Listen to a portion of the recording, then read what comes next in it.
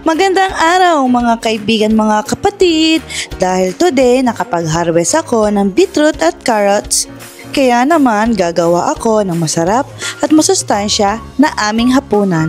Hinugasan at tinanggalan ko lamang ng mga dahon ng beetroot, saka ko naman nilaga hanggang lumambot. Ganito pala ang beetroot, habang nilalaga, nagkukulay red pati ang tubig. Kaya naman kapag kumain or uminom ka nito ay tiyak nakukulay din ang iyong ilalabas. Pasintabi lamang po sa mga kumakain. At habang naghihintay ako sa aking nilalaga, heto nga't isinalang ko na rin ang pan at nagpainit na rin ako ng mantika. At nung mainit na, nagprito lamang ako ng manok para partner sa aking gagawing salad later. Ito pala guys yung asawa ko, napakagwapo. Labi! Labi! Habang nagluluto ako guys, nandito lang ako, kinukulit ko siya kasi nakakaboring magbantay sa aking piniprito.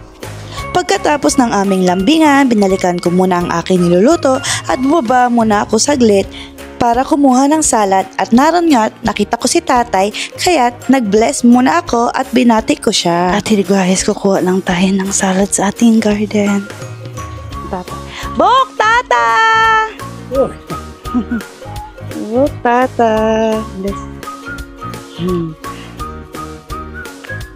Bago pa tayo unahan ng mga insekto, ito ang dami ng kagat na insekto, kukunin na natin ang ating salad.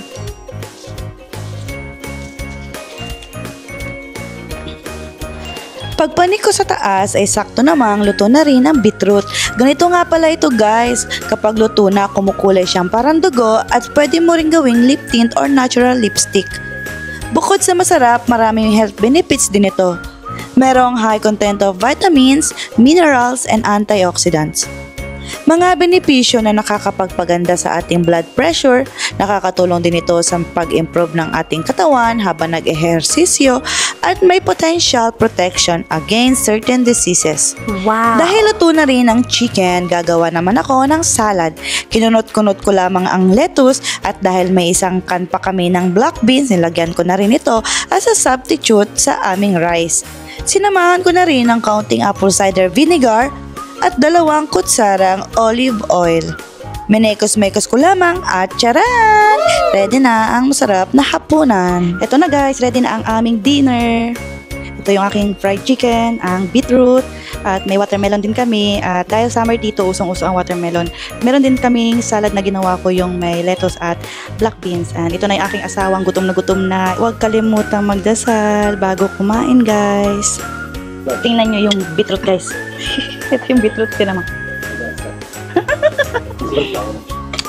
Para ka na rin nag-lipstick. Ang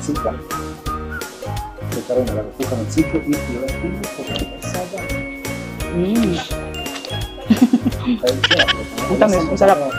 Ang lasa niya is, alam nyo yung singkamas. Lasang singkamas, matamis. Pero ito malambot kasi binoil ko siya, tapos medyo matamis siya, tapos may parang lasang alugbati. Yun yung lasa niya, singkamas, may lasang alugbati, tapos malumoy siya. Yung texture niya parang potato. So, yung ganun yung lasa niya, saka yung texture. Kumakain na may yung labi niya pula-pula, parang may lipstick. Ayop! Kumukulay sa kamay.